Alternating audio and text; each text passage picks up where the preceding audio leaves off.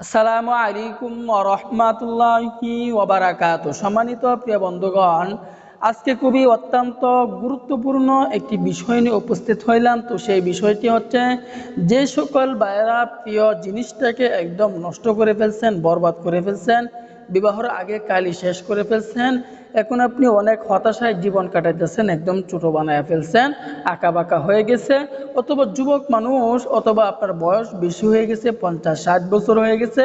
আজকে এমন একটি গাছের বীজের সেবন করার নিয়মটা আমি বলে দিব।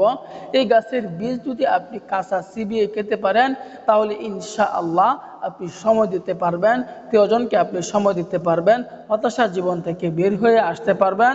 কারণ এটা যদি সমস্যা থাকে, তাহলে পরিবারে অশান্তি হবে, অনেকের পরিবার ভেঙে যাওয়ার উপক্রম হয়ে যাবে। অত্যন্ত গুরুত্বপূর্ণ, খুবই গুরুত্বপূর্ণ আজকের এই বিষয়টি।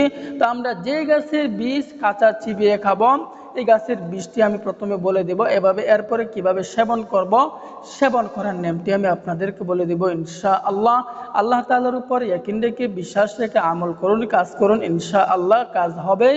চাওয়ার মতো আল্লাহ তাআলার কাছে চাবেন, ইনশাআল্লাহ আল্লাহ তাআলা দিবেন। কারণ আল্লাহ পাক কখনো নৈরাশ করবেন না, হতাশ করবেন না। অবশ্যই আল্লাহ তাআলা আমাকে আপনাকে দিবেন। তবে শর্ত হচ্ছে আল্লাহ তাআলার কাছে আমাদেরকে চাওয়ার মতো চাইতে হবে।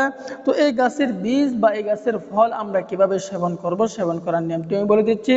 তো এই গাছটির নাম হচ্ছে কুমড়ো বীজ।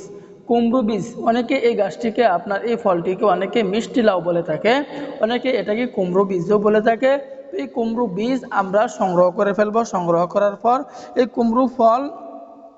কুমড়ো ফল যদি আপনি নিজেই চিবিয়ে খেতে পারেন, কাঁচা যদি চিবিয়ে খেতে পারেন, তাহলে ইনশাল্লাহ আপনার শক্তি বাড়বে, পাওয়ার বাড়বে ইনশাল্লাহ।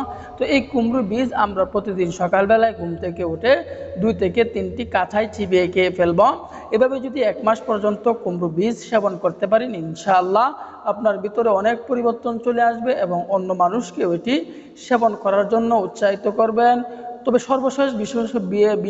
সর্বশেষ কথা হচ্ছে, যে সকল ভাইদের সমস্যা বেশি, তাহলে আমাদের সাথে যোগাযোগ করেন, কন্ট্যাক্ট করবেন। আপনাকে ভালো পরামর্শ দেওয়ার জন্য চেষ্টা করব ইনশাআল্লাহ। আল্লাহ তাআলা আমাদের সকলকে বুঝার তৌফিক দান করুন, আমিন।